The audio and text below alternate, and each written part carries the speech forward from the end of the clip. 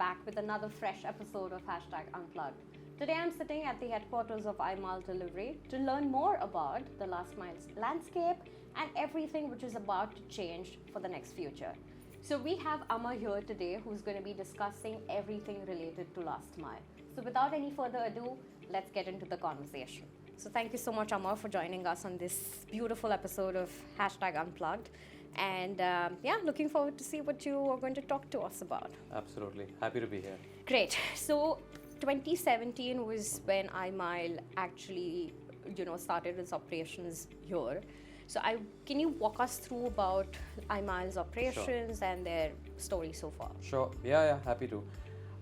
Look, like every startup, iMile started with an entrepreneur that had an idea and a vision and a desire to solve a problem.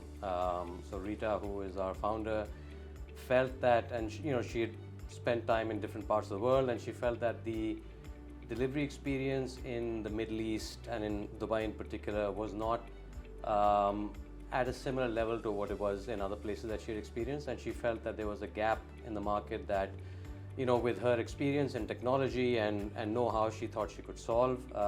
It was founded right here in Dubai back in 2017.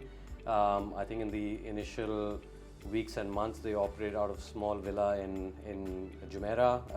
I think Rita herself was doing deliveries, answering phone calls. So, yeah, one of those, sort of true startup stories of starting small and scaling up to what we are now. 2017 up until 2024, now it's a long time. But as you, Amar, when did you start iMile and what has been your role in this company? I'm not typical of the employee force at iMile.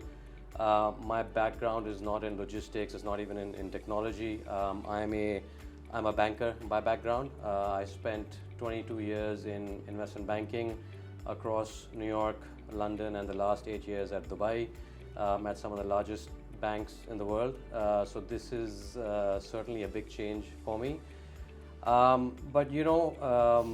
felt as the next sort of step in my career, joining a fast-growing, dynamic company like iMile, and one in a equally dynamic space, which is logistics. Particularly focused on e-commerce logistics, and we all know how e-commerce is booming. It felt like the right time. I met Rita a number of times. I liked the energy.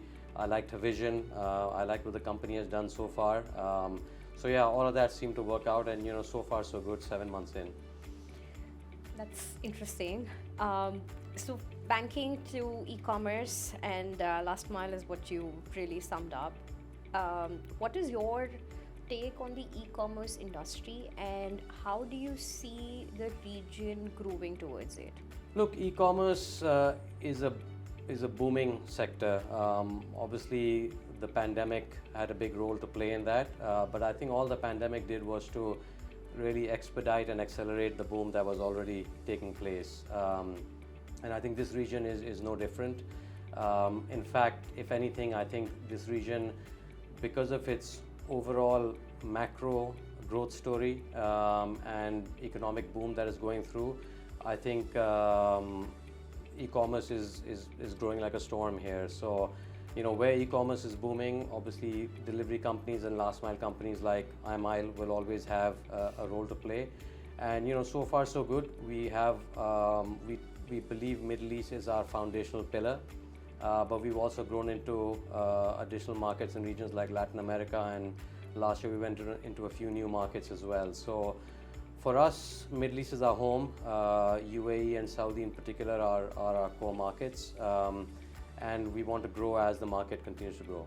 Growth is a very important thing in any industry, and one thing that we and myself personally have observed is digital transformation taking a very core element in that spectrum. So what's your take on that, and how do you think technology is going to be playing a very important role in the next couple of years? It's a question that not just us, but I think any industry, any company needs to ask itself. Technology today is ubiquitous. It's not unique to certain companies or certain sectors, and we are no different from that perspective. But I think often when people think about technology in the delivery space or the last mile space, you immediately think about autonomous vehicles and drones and robots, and those innovations are fantastic, and I think their time will come.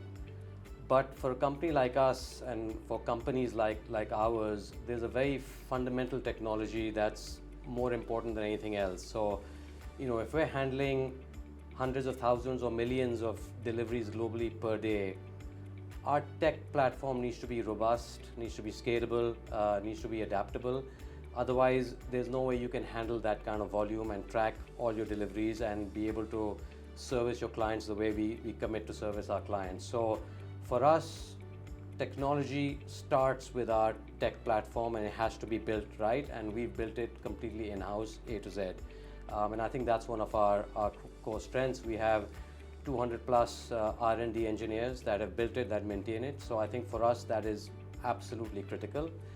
But then on top of that, obviously there are other technologies that we have embraced. So things like geofencing, route optimization, all those things are critical in order for us to be cost efficient and to maintain the service quality and delivery quality that we would like. So I think we embrace technology in every way.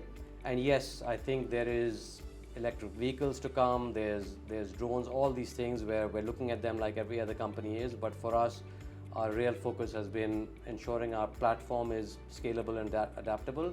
And it was really put to the test during COVID, right? When you had surging volumes that nobody forecasted, you had supply chain disruptions that perhaps people did forecast but not entirely accurately.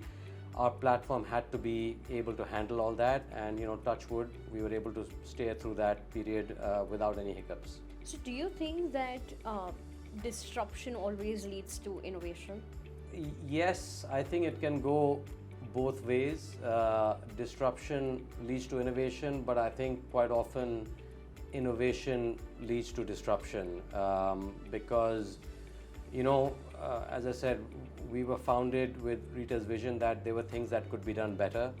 There are certain unique challenges that the Middle East market has that a lot of other markets don't, such as we don't have a formal address system in the Middle East. Yes, it does exist in some places, but it's not widely adopted. That presents certain challenges. When I was living in London, it's very easy to go by postcode. Every place has a postcode, so the delivery guy knows where to be. It's not like that here. So you need to have technologies and innovations to tackle that. We are still a very cash on delivery focused market. That's not the case in other parts of the world. The technology exists here today, but I think culturally the end customer prefers cash on delivery. That requires your delivery drivers to be equipped with either ability to take cash or have POS machines and other things. So I think yes, if you have the innovation, you can cause that disruption, and sometimes that's what it takes, is someone with an innovative approach to disrupt for the benefit of the customer and the market. I mean, honestly, I did not know cash on delivery still exists. But do you think that shift is going to happen very soon? COVID and the pandemic was a real test, right? You could not touch cash. Everything was about contactless. People were spraying down anything that came in the house. Despite us going through the pandemic, this market is still 30 to 50% cash on delivery. So if the pandemic didn't put an end to it, I think it will go away eventually, but it's not going away anytime soon. As I said, it's not due to lack of technology or access. It's a bit cultural, and those things take time.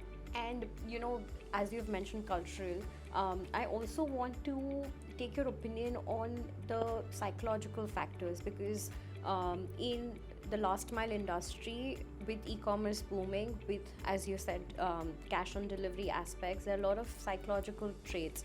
What is your take on that, and what are some of them to begin with, and how do you see that shift happening? Yeah, so look, cash on delivery is obviously an example we spoke about. It's in the sort of the way people shop here. That's something they expect, and that's something we facilitate, and I think that's been one of our core strengths. The other obvious one, particularly when it comes to online shopping, is ability to return or reject. There are a lot of surveys which suggest that it's not for us as a last mile delivery company, but ultimately the online merchants. Customers are much more willing to order if they're able to then return some of those items. So you need delivery partners that can not just deliver to your customers, but then also have the ability to collect for those returns. So I think those are things that we have to incorporate within the services we offer. And as people get more online savvy and it becomes native and natural to how people shop, what used to be, okay, I'll get my e-commerce shopping in a week, now is 3 days or 4 days. You're seeing increasing customer demands for same day or next day.